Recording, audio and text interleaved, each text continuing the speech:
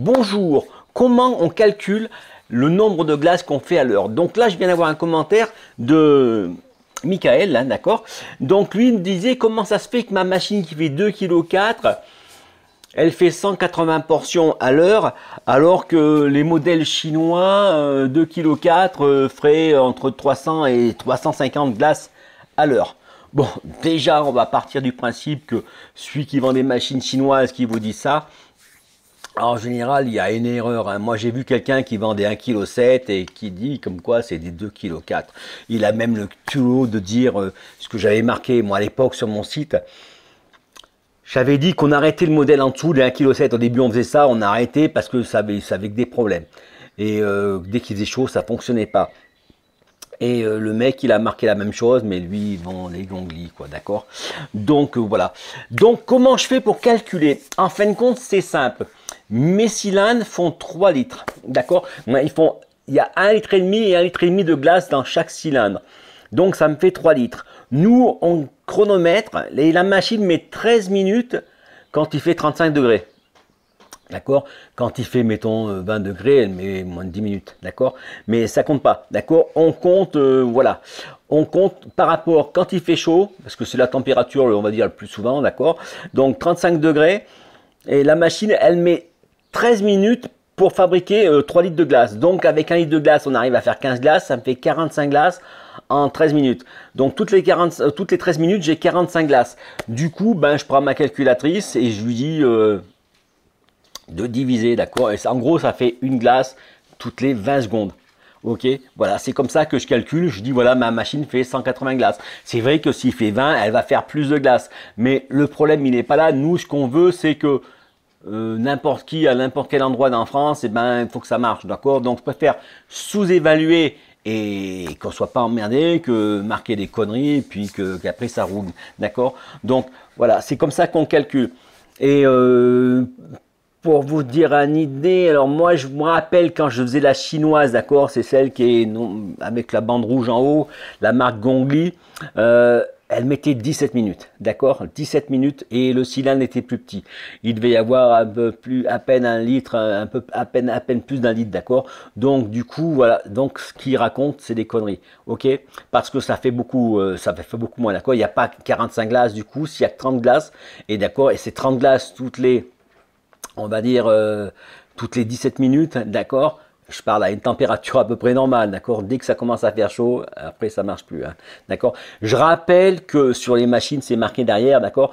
Et le truc, c'est que dans une machine à glace, il fait pratiquement 10 degrés de plus qu'à l'extérieur. Donc ça veut dire que quand vous avez 35 degrés dehors, ben, dans votre machine, il fait 45, ok? C'est pour ça que j'arrête pas de le dire. On écarte bien tout ce qui est autour, d'accord? On colle pas la machine contre un mur. On n'essaie pas de mettre des trucs autour. Moi, je vois des gens, ils gueulent et après, mais la machine l'enferme dans un coin, d'accord?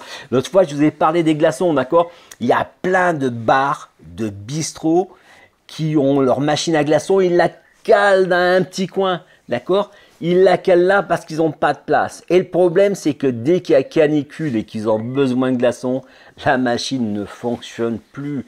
Ok, ça c'est le truc évident, d'accord? La chambre froide, ça marche plus quand il fait chaud. Les frigos, ça marche plus, d'accord? C'est la seule solution, c'est soit on met à condensation à eau, d'accord? Mais ou sinon, il faut vraiment que ça soit bien nettoyé. Donc, on nettoie constamment son condenseur, d'accord? Dès qu'il commence à faire chaud, on nettoie son condenseur. Après, la technique, vous avez vu ça dans les grandes surfaces, on voit les mecs sur les toits, ils sont là avec de l'eau, ils vaporisent le condenseur quand il fait la canicule, d'accord? Parce que le truc, il est là. Le compresseur comprime le gaz. Après, le gaz, il est sous pression, il passe dans un condenseur, donc c'est l'espèce de radiateur, d'accord?